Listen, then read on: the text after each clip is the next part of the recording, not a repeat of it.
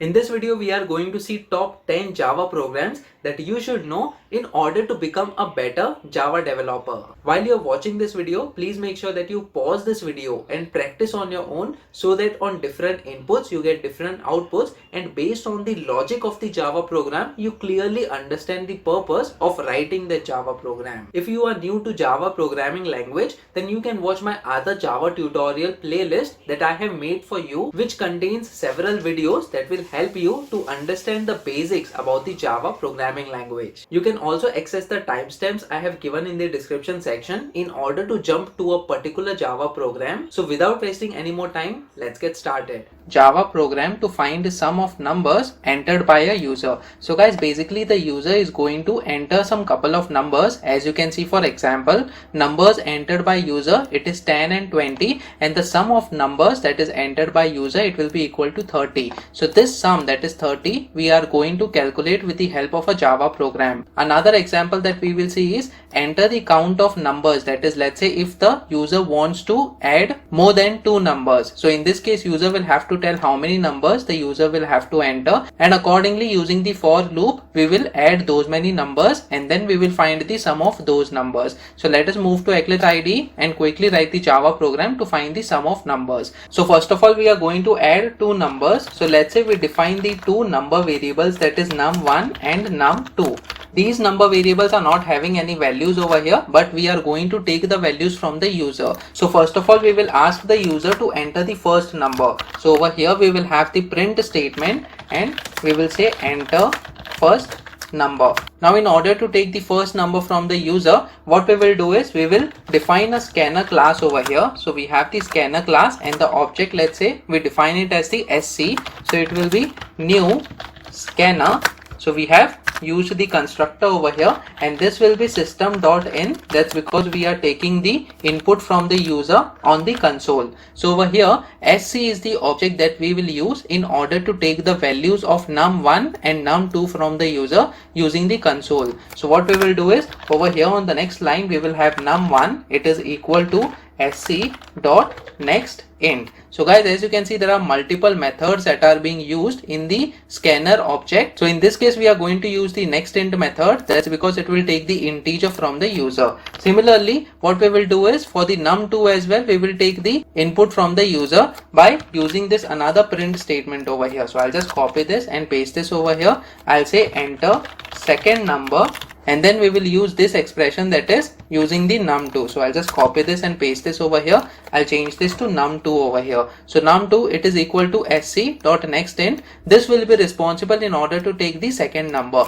and then guys we can easily add the 2 numbers. So what I will do is I will have the print statement over here. So I will say sum of these numbers is, and then I will simply do num1 plus num2.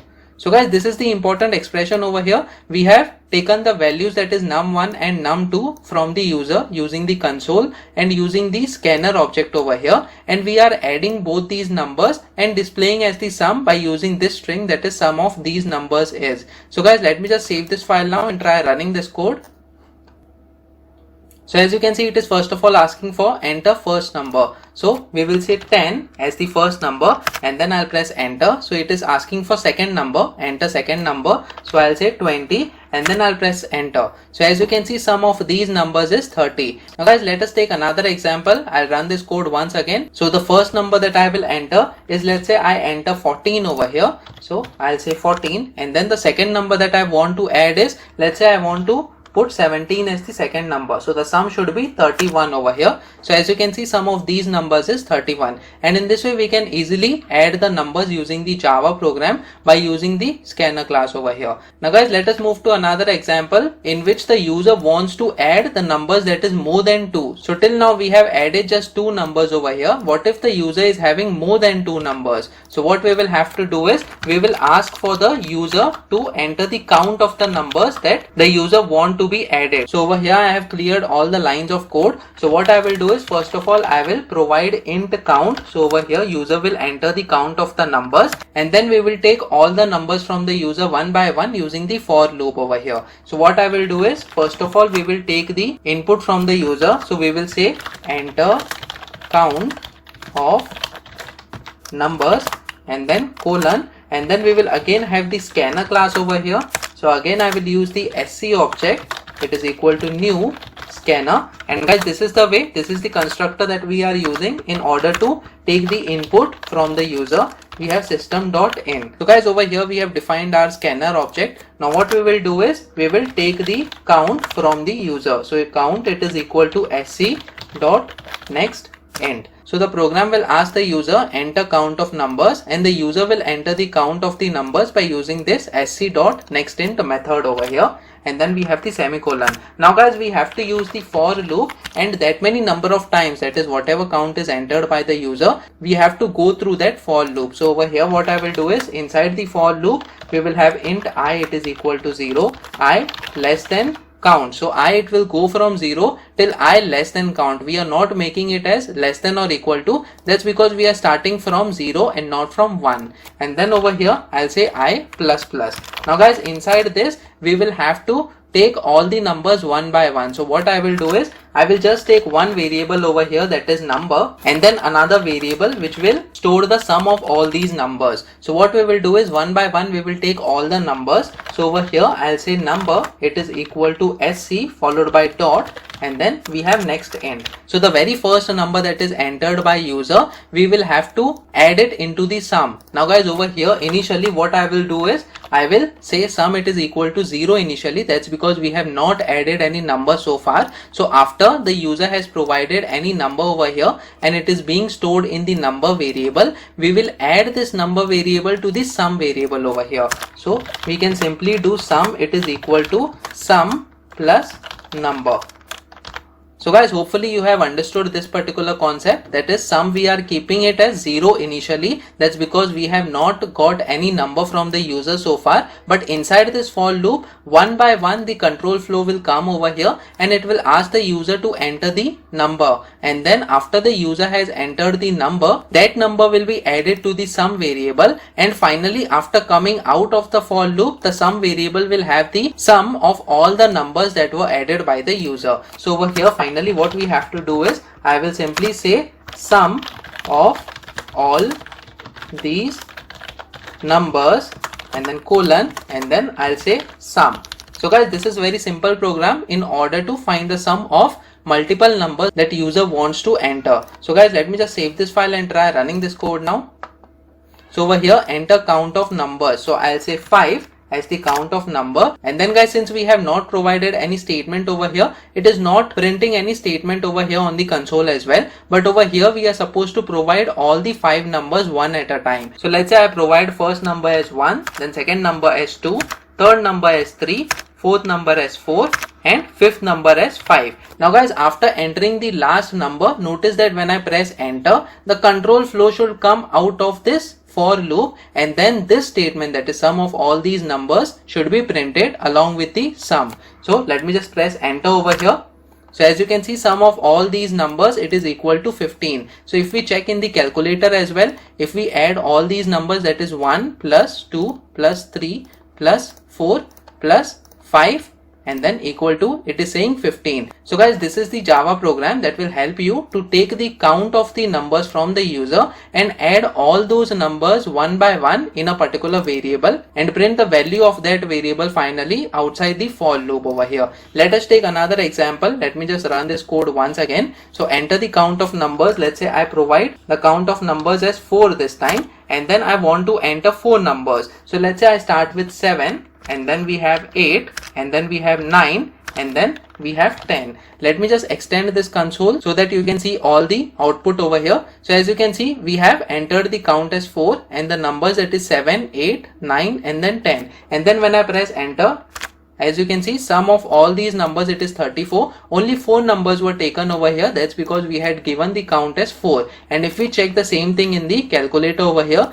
we will add 7 plus 8 plus 9 plus 10 and then equal to, it is saying 34. So guys, this is the way we can write our Java program in order to add multiple numbers.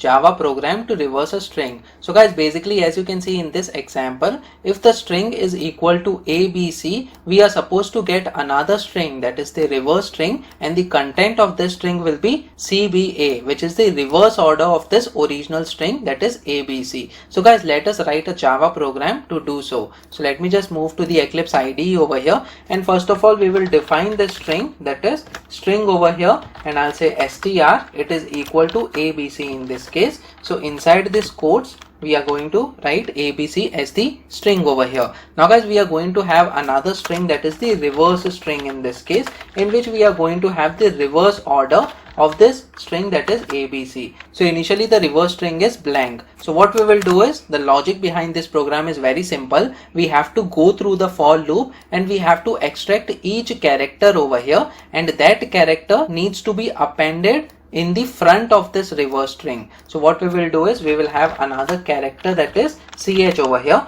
and we will store each character inside this ch variable. So we have a for loop over here, and this for loop, it will go from int I, it is equal to 0, to I less than whatever the string is, up to the length of the string. So we have the length method over here, which will return us the length of the string that is entered by the user, or if it is defined inside our program itself. So after this, inside this for loop, we will have I++. So what we will do is, we will extract the first character, that is A, by using this variable, that is I, and store it inside this ch. So over here ch, it will be equal to, we will use the original string, that is str, followed by dot, and then we have a method called character at. So guys, this char at will be used in order to get one character from this original string, and which will be that character? We will be using this I variable, that is starting position, it will be 0. So in this case the I value is 0, and since I values is 0, the character that will be returned is the first character, that is A, since it is a 0th based index. The character at the second index, that is I is equal to 1, will be B in that case. Now guys, since we have found this character, what we have to do is, we have to append this character in front of this reverse string. So over here, after the statement, we will have reverse string over here again, and then reverse string, it will be equal to ch plus reverse string once again. So whatever the reverse string is, we will be appending in front of that the character that we have extracted just now, and then we will store the entire result back again to the reverse string. And after this for loop, we will be printing this reverse string in order to find the reverse of the original string over here. So we will have the print statement, and we'll say reversed string is, and then we have colon, and then we have reverse string over here as the variable name. So guys, let me just save this file and try running this code now. So as you can see, reverse string is CBA. So basically the original string was ABC, and we have just reversed it, and the content of the reverse string is CBA. Let me just put another string over here. Let's say we have X, Y, Z over here, and then let me just save this file and try running this code now. So as you can see, Z, Y, X, that is the reversed string. Let me just put programming for beginners string over here. That is the name of this YouTube channel, which you should definitely subscribe. Let me just run this code once again. As you can see, programming for beginners is being printed in the reverse order over here. So guys, in this way you can easily write a Java program that will help us in order to reverse a particular string. Java program for factorial using scanner and recursion. So guys, a factorial of n is the product of all positive descending integers. So over here, factorial of n is denoted by n and then exclamation mark. So as you can see, for examples, the 4 factorial will be 4 multiplied by 3 multiplied by 2 multiply by 1. So up to 1 we have to multiply all the numbers in order to find the factorial of a number. It will be equal to 24. Again 5 factorial, it will be 5 multiplied by 4 multiplied by 3 multiplied by 2 multiply by 1. So guys, the multiplication of all the positive numbers, all the numbers that are less than the number that we want to find the factorial of, will be the result of our factorial of that number. So guys, let us write this Java program over here in the Eclipse IDE. We can either use the simple for loop in order to find the factorial of a number, or we can use the recursion as well. In this case, we are going to use the recursion, and we are going to use the scanner class in order to take the number from the user. So first of all, we are going to declare the number, that is int number, and this number will be provided by the user So we will ask the user to enter the number over here. So enter the number, and then we have colon, and we are going to define the scanner object. So scanner sc, it is equal to new scanner over here, and then we have system.in inside this parenthesis. So guys, this scanner class is responsible in order to take the input from the user, and that input will be stored inside this number variable. So we will have another line of code, that is number, it is equal to sc followed by dot next int. So guys, this sc.nextInt is responsible in order to take the number from the user, and this entered number will be assigned to this number variable. Now guys, we can write an additional function over here which will return the integer in the form of the factorial result. So we have int factorial, and it will take one parameter which will be equal to n over here. So int n, for which we will be finding the factorial. Now the logic behind finding the factorial is, first of all we need to check whether n is equal to 1 or not.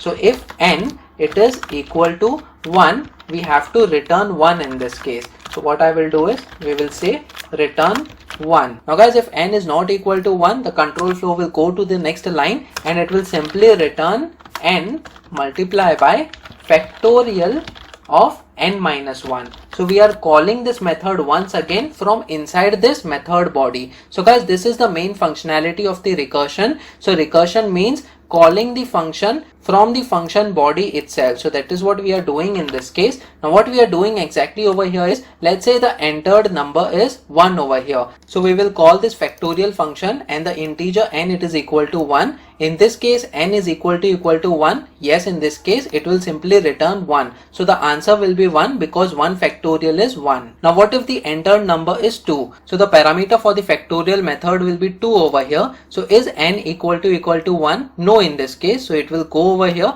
it will check return n multiplied by factorial of n minus 1. Now guys, before returning this, first of all the expression needs to be calculated. So n will be 2 in this case. So I'll write it over here so that you can understand it properly. So n will be 2 in this case, multiply by, it will be factorial of n minus 1. So I'll simply copy this over here, in which case n is equal to 2 now, and over here inside the bracket it will be factorial of 2 minus 1, which is 1. Now what will happen is, the factorial of 2 minus 1 will be calculated, which is factorial of 1 in this case. So what is factorial of 1? So when n is equal to 1, the 1 will be returned over here. So this becomes 1 in this case. So basically this will be replaced by 1. So what is 2 multiplied by 1? It is equal to 2. So 2 will be returned by our factorial function, and that is how the factorial will be calculated. What if the number is 4? So basically initially what will happen is n equal to 1? No, in this case. So n multiplied by factorial of n minus 1 will be returned.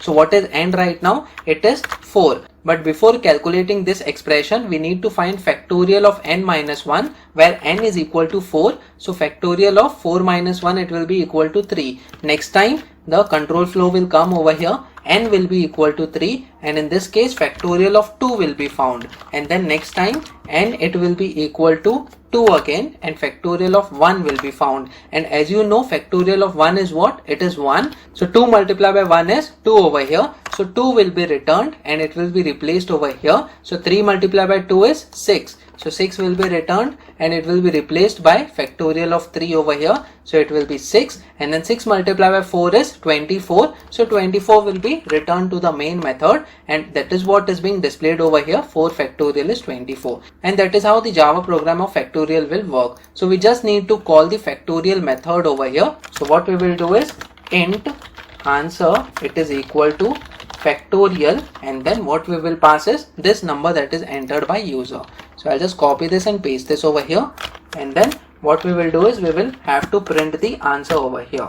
So I'll say factorial of this number that is entered by user, number is, and then we have answer over here. So guys, let me just save this file now and try running this code. So it is saying errors exist in required project. Let me just see what is the error. So it is showing a red underline over here. It says cannot make a static reference to the non-static method factorial int. Now guys, why it is showing this error? That's because we are calling this factorial method from the main method, which is a static method. So whatever method that we are calling from a static method must also be a static method which we have not defined in this case. So what I will simply do is I will come over here, I'll say change factorial to static. So this static keyword was used before this int factorial method. So guys, let me just save this file now and try running this code. So as you can see, enter the number. I'll say 4 and then press enter. It says factorial of 4 is 24, and that is what we have seen. The factorial of 4 is 24. Let me just run this file once again and then I'll enter 5. It says factorial of 5 is 120, and that is the answer. Let me just check in the calculator once again. What will happen is 5 multiplied by 4 multiplied by 3 multiplied by 2 multiplied by 1 equal to, it is 120. Now what will be the factorial of 8? So let me just run this code once again and I'll say 8 over here and let me press enter. It is 40,320. Let us verify the same thing once again. So 5 factorial is 120. We just need to multiply the next 3 numbers, that is multiply by 6, multiply by 7, multiply by 8. And then equal to, it says 40,320. What will be the factorial of 10? Let me just run this code once again. Enter the number as 10. So it says 3628800. So let me just multiply this number by 9. That's because the previous number was factorial of 8. And then we have multiply by 10. So equal to, it is 3628,800. The same number is being displayed over here. So guys, in this way we can easily write the Java program in order to find the factorial of a number that is entered by the user. Java program to sort an array in the ascending order. So guys, the elements will be sorted in such a way that is the smallest element will appear on the extreme left. So this is the meaning of sorting an array in the ascending order, an array of elements which is of the data type, that is numbers. So let's say for example, we have this original array that is 5, 2, 8, 7, 1. So these are the numbers which are not in ascending order. We need to sort them in the ascending order. So after the array is sorted in the ascending order, as you can see, these are the numbers in this sequence, that is 1, 2, 5, 7, 8. So the smallest number will be on the extreme left, then the next small number will be on the right, then the next small number will be again on the right, and so on. So this is the ascending order that we want to have using our Java program. So guys, let us switch to Eclipse IDE over here and write the program in order to sort an array. We will be basically using the 2 loops in order to sort the array in the ascending order. So first of all, we will be defining our array. So int array, and then we have open and close square brackets, and then we will initialize this array. We will take the same example over here. So 5, 2, 8, 7, 1. We will provide these numbers over here.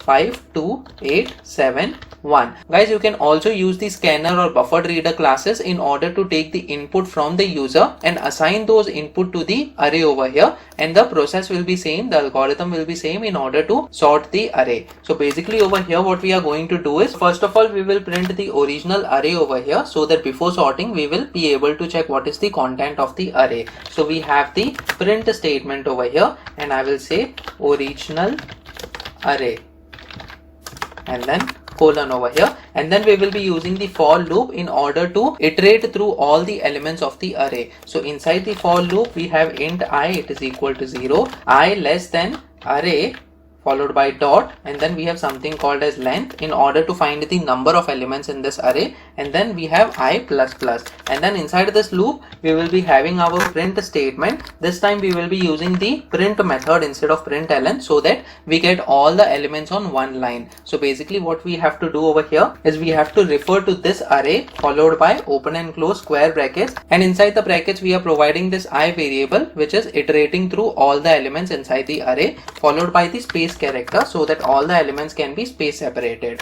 Now after this we are going to have our algorithm in order to sort the array. So guys, we will be having 2 for loops over here. The first for loop will be the outer for loop, in which case int I is 0 and then I less than the array length. So we have array dot length over here and then I plus plus.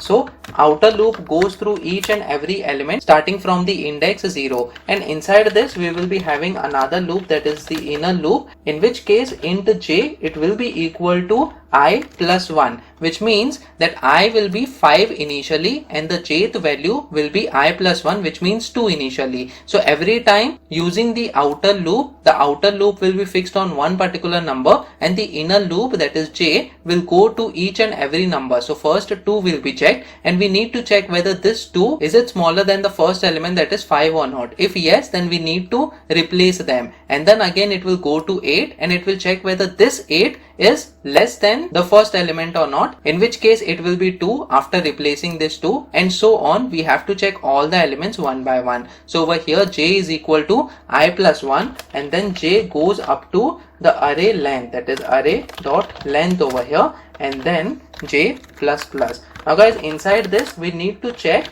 if this array of j, which means the second element, is it smaller than array of I. So we will put the condition over here, array of j, is it less than array of I. So in this case, if array of j is less than array of I, which means that the smallest number should come first over here, we need to interchange the numbers over here. So what we can do is we can have the temporary variable. So I'll just define the temp variable over here, in which case it is 0 right now. So what I will do is I will simply swap the numbers over here. So temp, it is equal to array of I in this case, and then we need to put array of I, it is equal to array of j. So we are just swapping the numbers over here. We are assigning the array of j value to the array of I value, and then again back the array of j value should be given the value of array of I, which was stored in the temporary variable over here. So array of j, it will be equal to temp. So guys, this we have already seen previously while creating the program in order to swap two numbers, and this is the way we will get the smallest number on the leftmost side. So using these lines of code over here, we can simply sort the array of elements in the ascending order.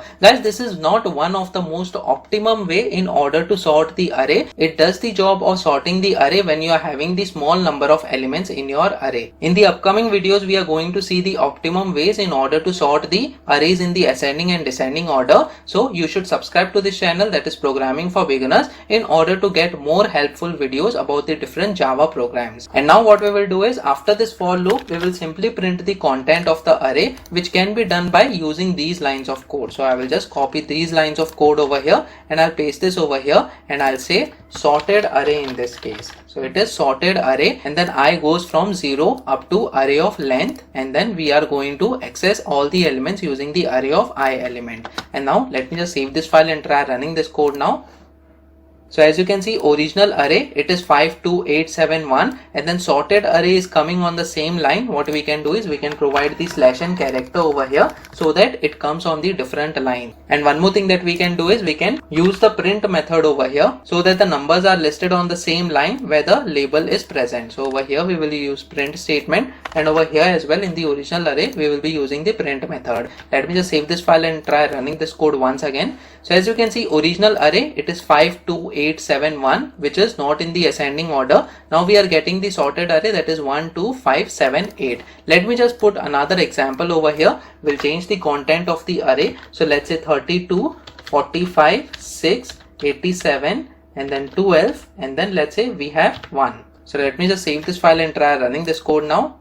So as you can see, these are the numbers 32, 45, 6, 87, 12, 1, and we are getting the sorted array, that is 1, 6, 12, 32, 45, 87. So guys, as you can see, these are the numbers that are in ascending order, and every number that is on the right is greater than all the numbers that are present on the left, and that is why it is called as the ascending order of the elements. So guys, in this way we can easily write the Java program in order to sort the array in the ascending order.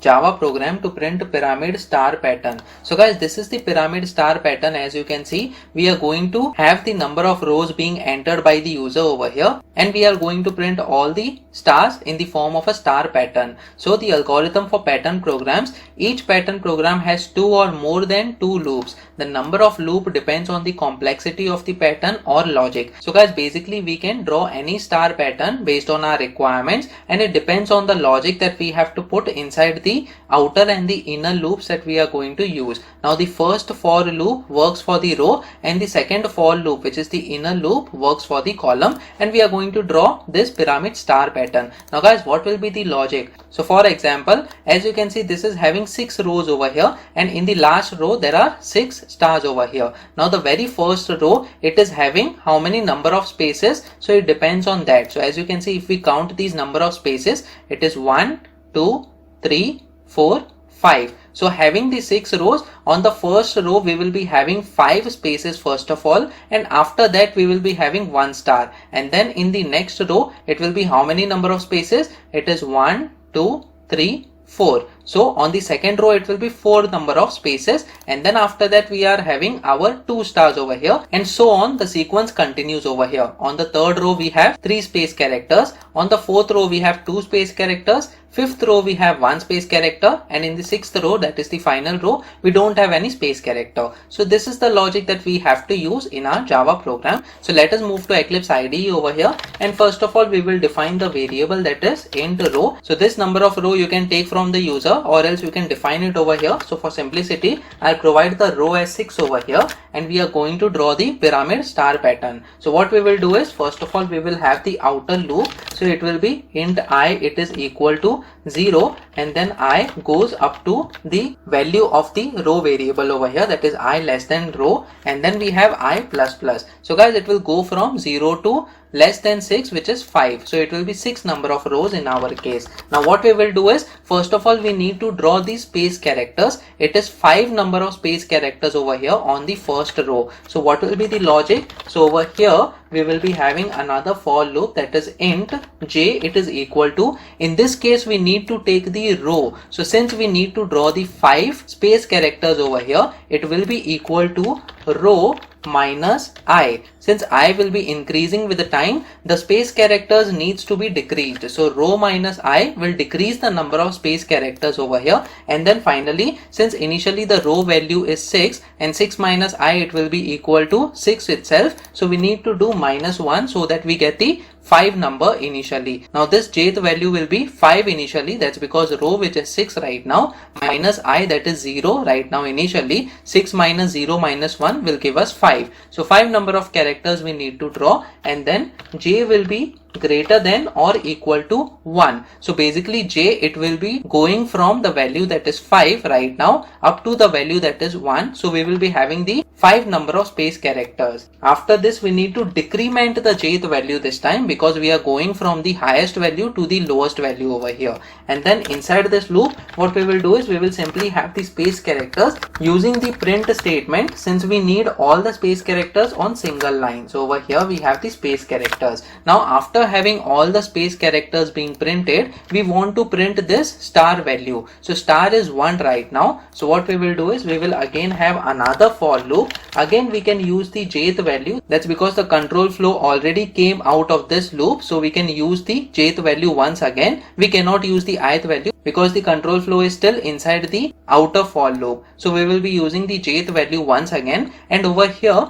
what we will do is, j, it is going from 0 up to j less than or equal to I. So the initial case will be I is equal to 0, j is also 0. So j less than or equal to I, meaning only once the control flow will go inside this loop. So if it goes just once, and that is what we need, we just want to go inside the inner loop once, so that we can print this star over here. So j less than or equal to I, and then we have j plus plus, and then inside this again we will be having our statement, and we will be having the print statement once again, because we want all the stars to be printed on single line. So we have star over here, and then we have the space character over here. So guys, the very first time when the control flow comes over here, int I, it will be equal to 0. Is it less than the row value? Yes, in this case. So j value will be equal to 6 minus I, which is equal to 6 once again, and minus 1, which will make it as 5. and then j goes up to greater than or equal to 1. So 5 and then minus 1, which is 4, then 3, then 2 and then 1. So 5 times the control flow will go inside this loop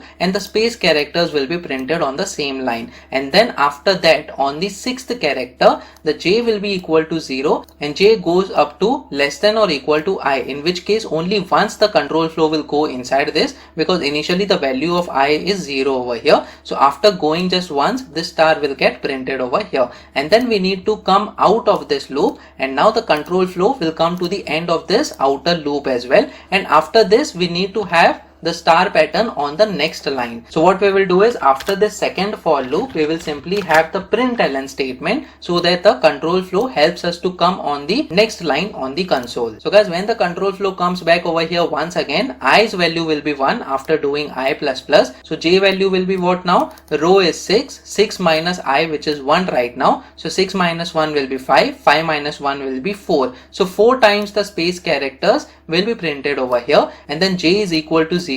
It goes up to less than or equal to I, in which case the i's value is 1 right now. So control flow will come 2 times over here. That's because j is equal to 0. Next time j is equal to 1, and it is yes equal to I right now. So it will come once again second time, but third time it will come out of the loop. So only twice this star character will get printed, and that is what we want over here. The star characters should be printed twice. The space characters will be 4 in this case. So guys, let me just save this file and try running this code now.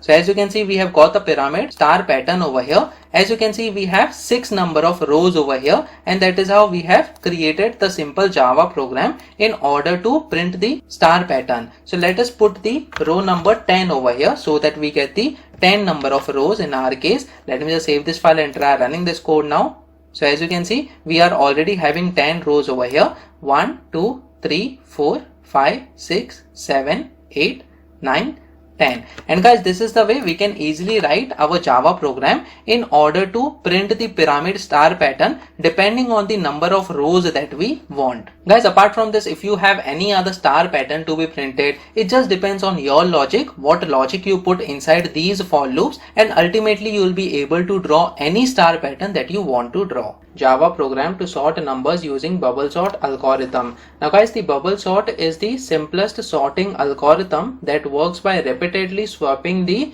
adjacent elements if they are in the wrong order. So basically we are going to repeatedly take adjacent elements and check whether they are in the wrong order or not and swap them. Now this algorithm is suitable for small data sets, since due to its time and space complexities, we are going to use this bubble sort algorithm on the small data set. So for example, as you can see, this is the input array. We are going to have 5, 1, 4, 2, 8 as the unsorted order of the array of elements, and we are going to sort them in such a way that all the elements are in the ascending order. So how this algorithm works? So basically we are going to start with the first index as I and the second index, that is j, and we are going to compare both these elements, whether this one is it less than 5. If yes, then we are going to swap these elements between each other, and then the second element, which will be 5 in this case, will be checked with the third element, which is 4, and if 5 is greater than 4, then again we will swap, and so on. So ultimately guys, after the first iteration of the outer loop, the highest number will be present on the last index over here, and in this way we are going to have all the elements in the ascending order inside this array. So let us move to the Eclipse IDE in order to write the bubble sort algorithm program. So first of all, we are going to define the array of elements over here. So array of integer values, we are going to take the same example over here. So over here, as you can see, we have taken this example. I'll simply copy and paste this over here as the content of the array. Now what we are going to do is, first of all, we are going to find the length of this array, so that we don't have to find the length of the array again and again while we are iterating through our loops. So basically it is equal to array followed by dot, and then we have something called as length property over here. So this will give us the length of the entire array, that is the number of elements present inside this array. Now what we are going to do is, we are going to have the outer for loop in such a way that int I, it is equal to 0 and I goes up to less than the length, that is we have already found this length over here, and then I plus plus. So basically we are going to iterate through all the elements right from the first position to the last position in order to sort them in the ascending order. Now inside this, what we are going to have is, we are going to have another loop, and we are going to have the jth index over here. So j, it goes from 1 up to j less than length of the array minus I. So we have to take the length of the array minus I, and then it will go to the next element, that is j plus plus. Now guys, why do we need length minus I over here? That's because after the first iteration of the outer loop, what will happen is we will have the highest element at the end of the array over here. So in the second iteration, we don't want that last integer to be taken in order to compare with the other elements, or else it will result in a non-optimized code over here. And that is why we are limiting the index of the j up to which it should go whenever we are traversing the array of elements over here. Now what we will do is, over here we are going to have the if condition. Now I, it is equal to 0 and j is equal to 1 over here, which means j is at the second element right now. So what I am going to do is, I will check whether array of j minus 1, which means the previous element over here, is it greater than the current element, that is j, or not. So I will do over here greater than array of j. So in this case, is 5 greater than 1? We are checking this condition. So if yes, then 5 needs to be swapped with this one element over here. So what I'm going to do is, I'm going to have the integer temp variable over here, and I will say array of j, which means I am storing the array of j value, that is 1, inside this temporary variable, and then I will assign this value, that is 5, that is array of j minus 1, to array of j over here. So we have array of j, it is equal to array of j minus 1, and then the temporary variable which is having the element 1, we need to assign it to the array of j minus 1 over here. So we will do array of j minus 1, it is equal to temp. So guys, this we had seen previously as well. How do we swap the two elements? By using a temporary variable over here. So what will happen is, in the first iteration of the outer for loop, 5 will be swapped with this one element over here. So it will be 1, 5, 4, 2, 8. Next time again, the j plus plus will make the value of j as 2 now, and then what we will do is, array of j minus 1, which is 5 right now after swapping in the previous iteration, it will be compared with array of j, which is 4 right now, and again it will be swapped. So it will be 4 and then 5 over here in this case, and then again it will be compared with 2. So 5 will come over here, and then 5 will be compared with 8 finally, in which case 5 is not greater than 8. So the control flow will not go inside this if loop, and since we have reached the end of the loop, it will also come out of this inner loop, and then i's value will become 1 right now, and then in the end we have placed the highest number at the end of the array, and in this way the bubble sort algorithm will work. So guys, let me just save this file and try running this code now. And before running this code, we have to print this content of the array as well.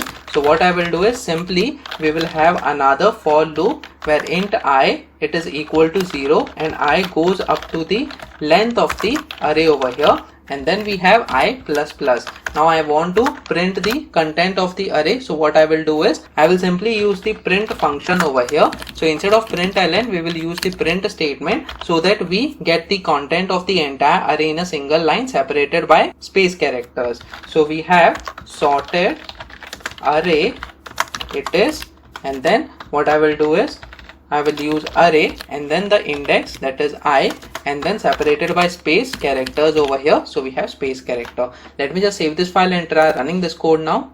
So as you can see, we are getting multiple sorted array labels over here. So I'll just remove this label outside of this print statement. So I'll just remove this, and I have print statement over here once again. So we will have the print statement over here, and I'll say sorted array over here, and this inverted comma as well. So let me just save this file and try running this code now.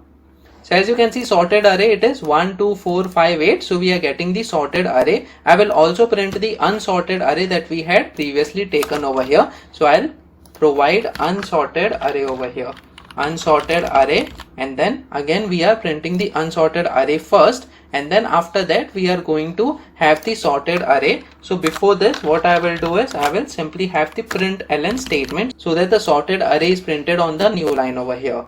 So as you can see, unsorted array it is 5 1 4 2 8, and the sorted array we are getting as 1 2 4 5 8. Let me just change the content of this array. So I'll provide some other numbers over here. So let's say 32, 12, 34, 56, 31, and then 23, and then 1.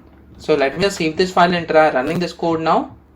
So as you can see, this is the unsorted array that we have provided as the input in this array, and now we are getting the sorted array as 1, 12, 23, 31, 32, 34, 56. So guys, this is the way you can write a couple of for loops over here in order to use the bubble sort algorithm, which will help in order to sort the array of integers based on your requirements. So Java program to sort numbers using selection sort algorithm. Now guys, the selection sort algorithm sorts an array by repeatedly finding the minimum element considering the ascending order from the unsorted part and putting it at the beginning. So guys, the algorithm maintains two subarrays in a given array. So the first subarray which is already sorted and the remaining subarray that was unsorted over here. Now in every iteration of the selection sort, the minimum element considering ascending order from the unsorted subarray is picked and moved to the sorted subarray. So guys, what is the logic over here? So let's say for example,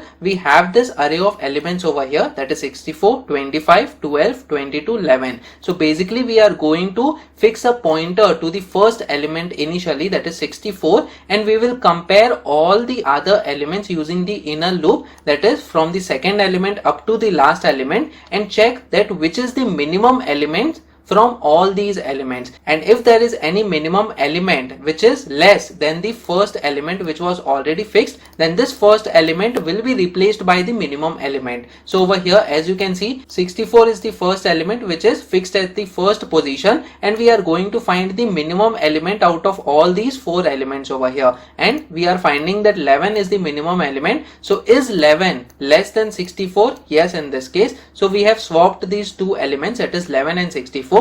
So 11 comes over here in the first position and 64 goes in the last position, and in the second iteration we are going to fix this element, that is 25 over here, and we are going to check the other elements to check which is the minimum elements, and so on. We are going to continue our selection sort algorithm. So guys, let us move to Eclipse IDE over here and write a Java program for the selection sort algorithm. So first of all, we will have the array of elements over here. So int array, it is equal to, I'm going to take the same example, that is this particular array of elements over here. So I'll just paste this array of elements, and now we are going to find the length of this array. So it is simply array followed by dot, and then we have length over here. So we have length property which is going to provide us the length of the array of elements over here. And now we will be having our selection sort algorithm. So first of all, we will have the outer for loop. So int I, it is going from 0 up to I less than length minus 1. So we don't have to consider the last element, we just need to go up to this element, that is the length minus 1 over here, and then we have I plus plus over here, and then inside this we will have another for loop, in which case it is int j, it is going from I plus 1. So guys, basically the first element, it will be represented by this I value. So first element will be fixed, and the jth value should go from the next element, that is I plus 1 over here, up to the last element, that is the length. So over here I will say I plus 1, and then it will go up to j less than length in this case, and then we have j plus plus over here. Now inside this we need to check which is the minimum element. So guys, before this inner for loop we have to define another variable over here. So I will say minimum index in this case. So we have minimum index as the I index over here. So we will say minimum index as I. So now we will compare all the other elements that is represented by the jth index with the first element that is already given as the minimum index over here. So what I will do is we will simply have the if condition, and then we will say array of min index, that is this particular thing. We will copy this and paste this over here, which means array of min index right now is 64 value. Is it greater than array of jth value over here? So jth value is I plus 1, that is 25 right now. If yes, then what we will do is we will update the minimum index right now. So minimum index should be the jth value. So over here I will say minimum index over here, it is equal to j value. So basically minimum index will be updated to the jth value, that is I plus 1, which will be representing this element, that is 25 right now.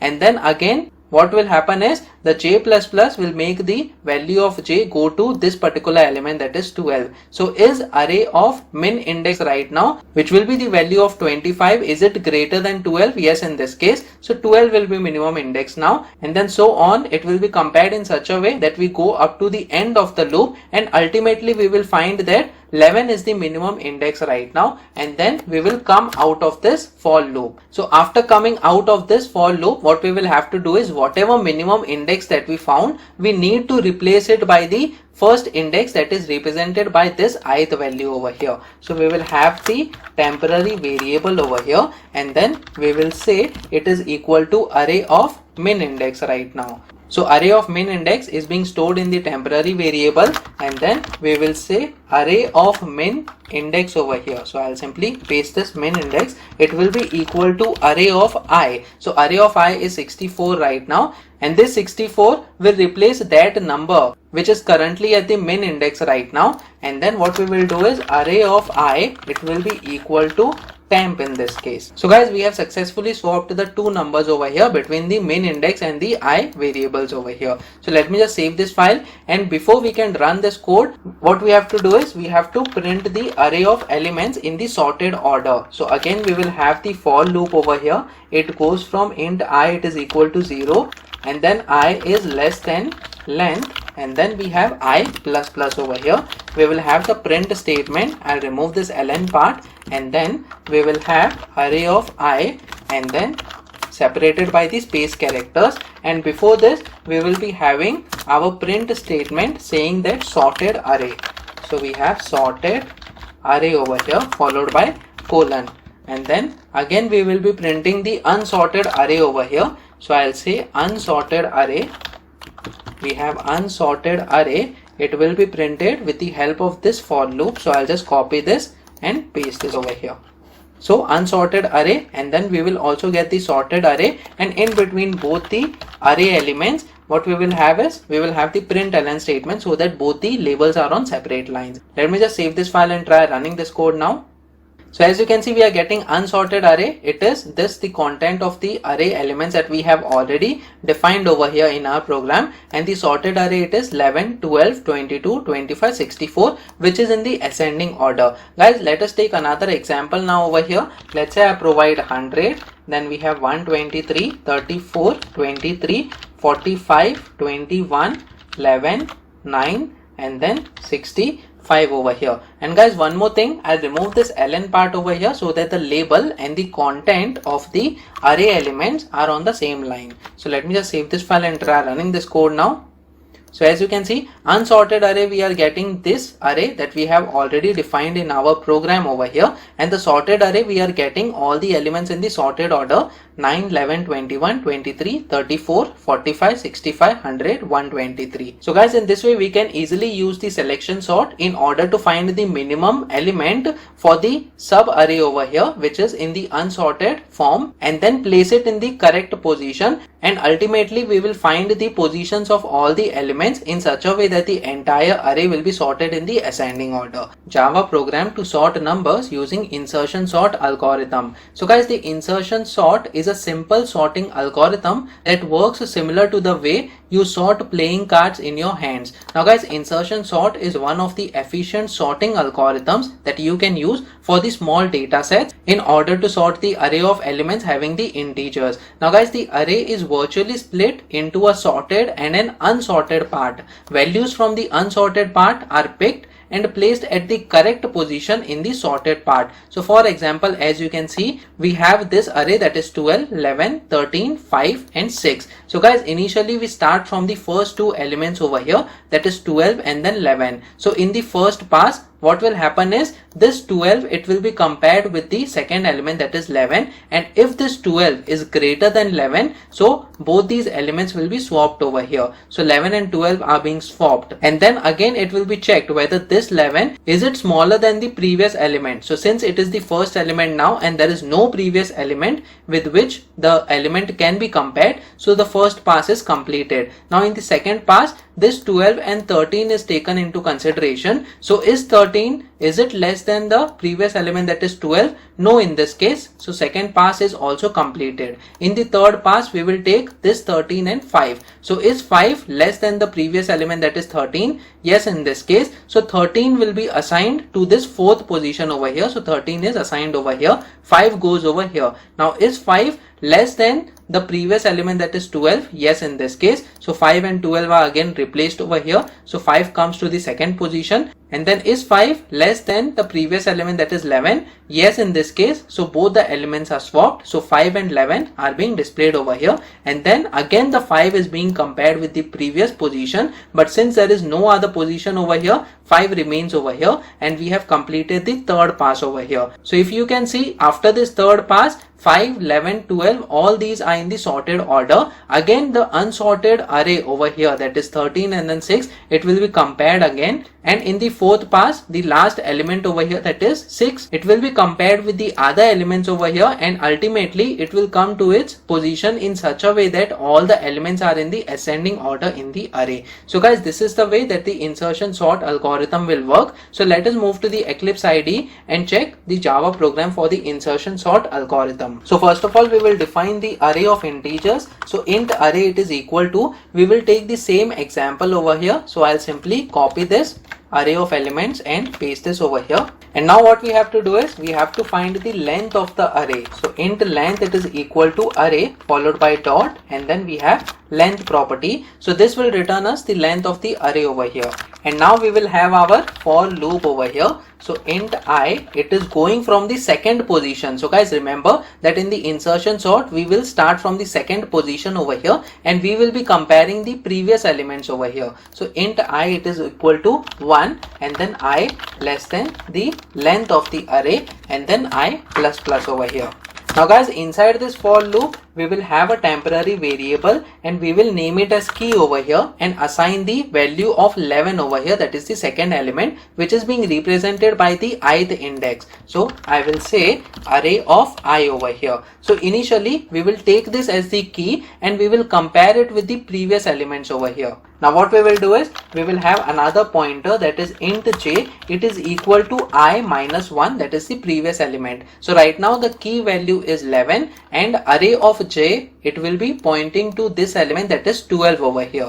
Now what we will have to do is we will be using the while loop inside this for loop. So in the while loop, we will be having our condition whether j is greater than or equal to 0. That's because we are going to decrement the value of j one at a time, and we will check whether this key, which is having the value of array of I right now, is it smaller than the jth value or not. So basically we are going to check whether array of j over here, so j is what? I minus 1, which is 12. So array of j is 12 right now. Is it greater than key over here, which is 11? And if yes, so what will happen is, what we will do is this 12 needs to be assigned to this second position over here. So we will do array of j plus 1 right now. So j plus 1 will be what? Since j it is equal to 12, j plus 1 will be at the second position over here. It will be equal to array of j over here. So 12 will be assigned to this array of j plus 1 over here.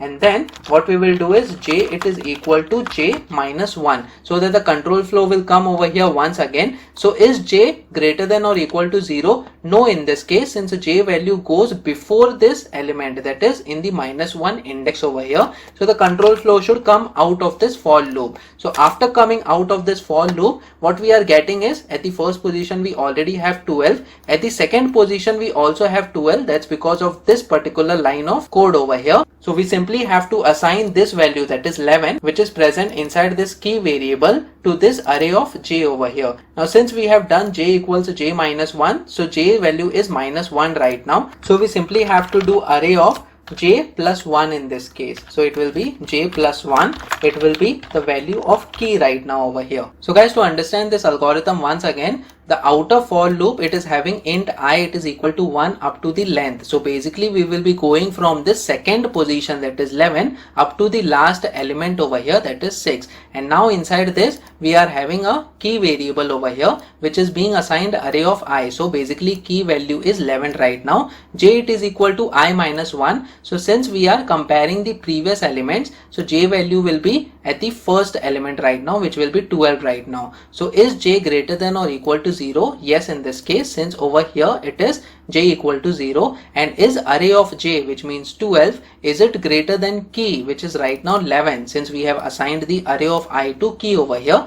Yes, in this case. So array of j plus 1, it is equal to array of j, which means the array of j plus 1 over here, it will be assigned the value of array of j, which is 12 right now. So the array will be 12 and 12. So the 11 value is gone from here right now, but j equal to j minus 1 is done. So currently j value was 0 and j minus 1 will make it as minus 1 over here, and the control flow will come back again over here. Is j greater than or equal to 0? No, in this case. So since it is no, array of j plus 1, which is minus 1 right now, which will make it as minus 1 plus 1, it is equal to 0. So array of 0, it will be key over here, and key was 11. So 11 will come over here. So we have 11, 12, 13, 5, 6. So in the first iteration, we have got the first two elements sorted over here. In the second iteration, I value will be 2 right now. So it will be 13 over here. Again, key value will be equal to array of I, which is equal to 13. J, it will be equal to I minus 1. So I minus 1 is over here, which will be 12 in this case after the first iteration. So is j greater than or equal to 0? Yes, in this case. Array j greater than key over here. So key is 13 and array of j is 12 right now. So no, in this case. So j plus 1, it is equal to key, which is already being assigned over here as 13, and so on, guys. The other elements will be also compared and it will be sorted in the ascending order. So guys, before running this code over here, we need to print the content of the array. So what we will do is we will have the print statement first of all, and we will say sorted array over here. So we have sorted array colon, and then we will be having our for loop. It will be int I is equal to 0, I less than length, and then we have I plus plus over here, and then again we will be having our print statement. In this case, we will be printing the content of the array of I and then followed by the space character in order to separate them using the space characters over here. I'll simply copy these lines of code over here so that we can also print the unsorted array over here. So we have unsorted array, and again this will print the unsorted array over here, and then before this we will be having a println statement so that both the content of the arrays are printed on the different lines. So let me just save this file and try running this code now. So as you can see, the unsorted array, it is 12, 11, 13, 5 and 6. That is what we had provided over here in the program. And then we have the sorted array as 5, 6, 11, 12, 13. So guys, in this way, we can easily use the insertion sort in order to sort the array of elements in the ascending order. Now guys, we will change the content of the array in order to check whether it works for the other content of the array over here. So we will say 43, 42 and then 15, we have 16, 7, 4, 23, and then we have 109, and then we have 104, and then we have 1, and then we have 2 over here.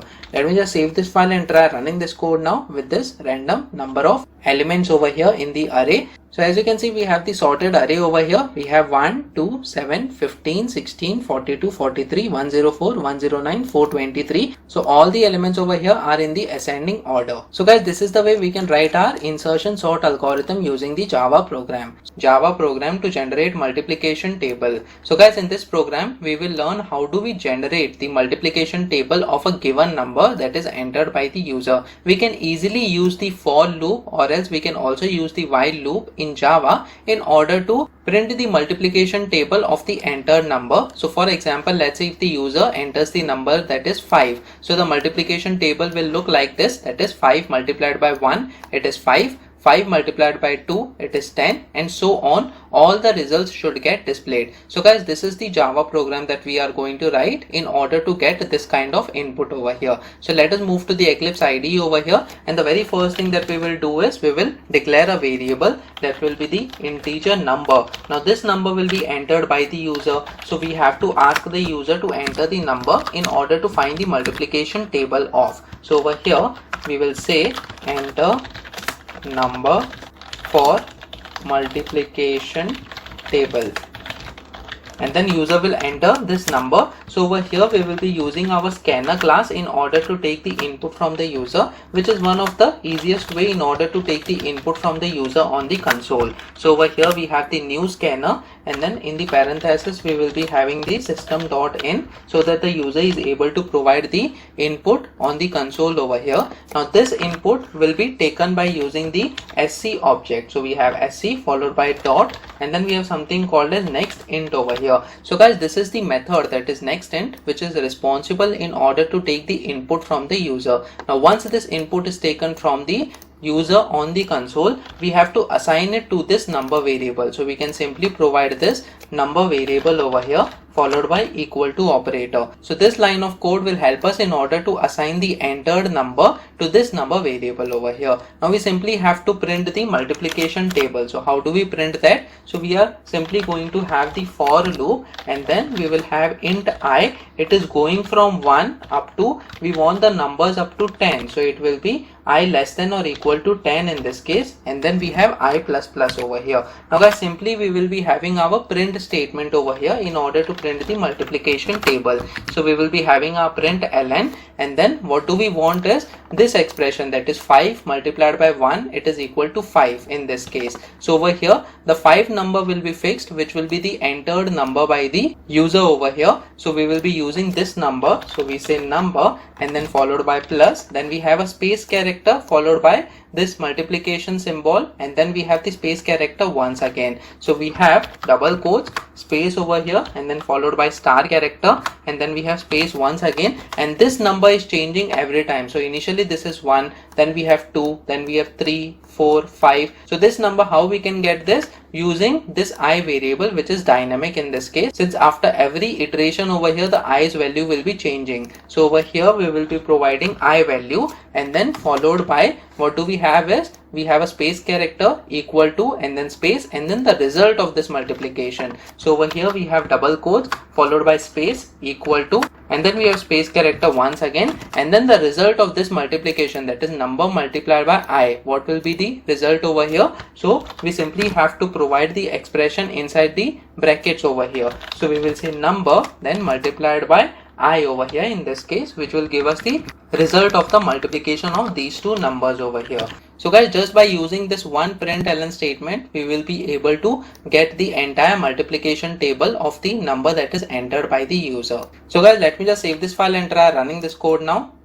So as you can see, enter number for multiplication table. Let's say I provide the number as 5 over here, and then when we press enter, so as you can see the multiplication table is generated. If I expand this console, as you can see 5 multiplied by 1, it is 5, then 5 multiplied by 2, it is 10, and so on. We are getting all the results over here up to 5 multiplied by 10, which is equal to 50. So guys, in this way we can easily write the Java program in order to generate the multiplication table over here. Let's say you want to generate the multiplication table of a very high number. So let's say 32 is the number that you want the multiplication table of. So let me just run this code once again over here, and we simply have to provide 32 as the number, and when we press enter, then the multiplication table of this entered number, that is 32, will be generated. So as you can see, we have 32, 64, 96, and then in the end 32 multiplied by 10, it is equal to 320. So in this way we can get the multiplication table of any number based on your requirements. Guys, apart from this, if you want the multiplication table to extend up to 20, so in this case we have taken the numbers from 1 to 10 only, that is I is going from 1 to 10, we can make this as I is going from 1 to 20. So let me just save this file and try running this code now. We want to get the multiplication table of, let's say, the number 15 from 1 up to 20. So we'll press enter over here. As you can see, we are getting the entire multiplication table, that is 15 multiplied by 1, and then we have 15 multiplied by 2, up to we are getting 15 multiplied by 20. So based on your requirements, you can provide the number over here in the I variable in order to get the multiplication table up to that number. Java program to make a simple calculator using the switch case. So guys, in this program we will learn to make a simple calculator using the switch case in Java. Now this calculator would be able to add, subtract, multiply and divide two numbers. So for example, let's say we have these four operations, that is add, subtract, multiply and divide, by using these numbers, that is 1, 2, 3, 4. So basically the user will choose the operator in this way. So for example, let's say the user wants to add two numbers, so the user will provide the number that is 1 over here, which is being represented by this add functionality. So the user will next enter the first number. So for example, the user enters 10 and the second number is being entered by the user as 20. So the result will be equal to 10 plus 20, it is equal to 30.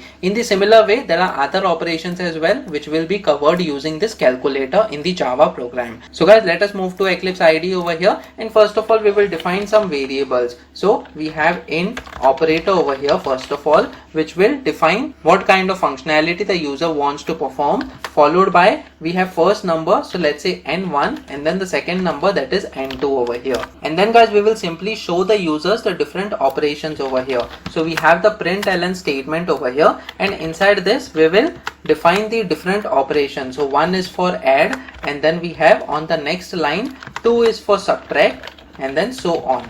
So over here what I will do is we provide /n. I'll just copy and paste these lines over here since I'm little bit lazy. So we have multiply, and then we have /n, and then we also have divide over here.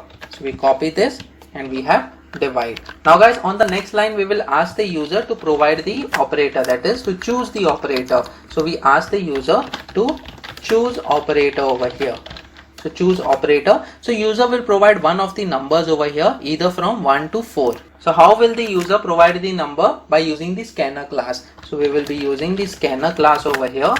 So sc is the object, followed by new scanner, and then we have system.in, so that user can provide the input on the console over here. So now we will be using the sc object followed by dot next int over here. So this method will take the input from the user, and the input needs to be stored in this operator variable. So we have operator equal to sc.nextInt. So guys, basically what we have done so far is we have provided the different operations to the user, and user will select one of the operations to be done with the two numbers that will be entered by the user. So we ask the user to choose the operator, and user will enter this operator. Now guys, we will ask the user to enter the two numbers over here.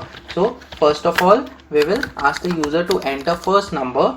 So over here we have enter first number and then colon. So user will provide first number in n1. So sc.nextInt.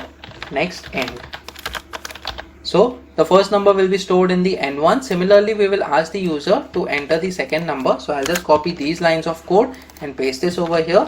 I'll say enter second number. It is n2 equal to sc.nextInt. So guys, over here the user is entering two numbers after entering the operator. Now we want the result to be displayed to the user. So what will be the logic? The result needs to be calculated using the switch case over here. So guys, switch is a very important case which you can use in order to carry out different operations, and it is one of the alternatives of the if else statements. So over here inside the switch statement, what we will pass is we will pass this operator and check what is the operator that is being provided by the user over here. So when we pass operator, we have to define the different cases over here. So what are the cases? The cases will be either from 1 to 4. So we have to define each and every case over here. So guys, this is the format. After providing the case keyword, we provide the value, that is 1, and then followed by colon, we have to provide the operations. So for 1, that is the add functionality over here, what is the operation that we have to perform? We have to add these numbers, that is n1 and n2. So over here what we will do is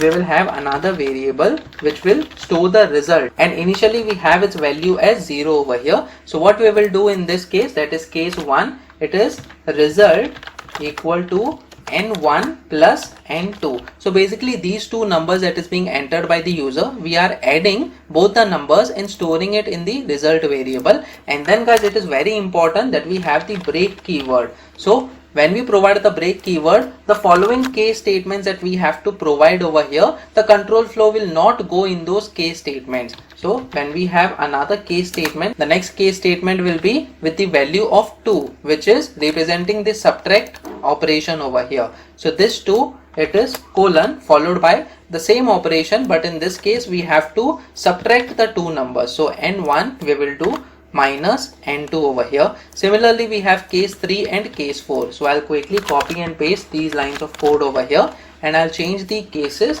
So when we have case 3, it will be n multiplied by n2, since case 3 is representing the multiplication operation, and then the case 4 is representing the divide operation. So we have to have n1 divided by n2 as case 4. So over here we have case 4 and n1 divided by n2. And then guys, in the end we also have the default case. So let's say by mistake user enters some other number apart from the numbers between 1 to 4. So the control flow should go in this default case as well. So when we have this default case, we can have our own code over here. So we will have the print statement, and we will say entered number is not valid, or we can say entered operator is not valid. So guys, this is the way we should also have the default statement over here, or the default case as well, in case the entered number by the user does not fall in this range. So guys, after the switch cases, what we will do is we will have the result in our result variable. So we will simply print this result variable over here. So we have result is followed by colon, and then we have our result variable over here. So guys, this is the line of code. Let me just save this file and try running this code now. So as you can see, we have different operations. It says add, subtract, multiply and divide. Choose operator. So it is asking the user to choose the operator. So let's say we provide 1 as the operator. When we press enter, it says enter first number. So let's say I provide 10, and then enter second number. Let's say I provide 20, and then when we press enter, it says result is 30. So guys, this is the very simple way we have created our calculator over here, which is adding two numbers. Let me just run this code once again. Let's say I want to subtract two numbers over here. So I will choose the operator as 2 and then enter first number. Let's say I provide the first number as 45, and then the second number, let's say I provide it as 30. So the difference of two numbers will be, when I press enter, it says result is 15. That's because 45 minus 30 is 15 over here. Similarly, we can have multiply as well and divide operators as well. Now guys, it is very important to note that whenever we use the divide operator, it will provide us the integer value. So when we run this code once again, let's say I want to perform the divide operation. So I press 4 over here,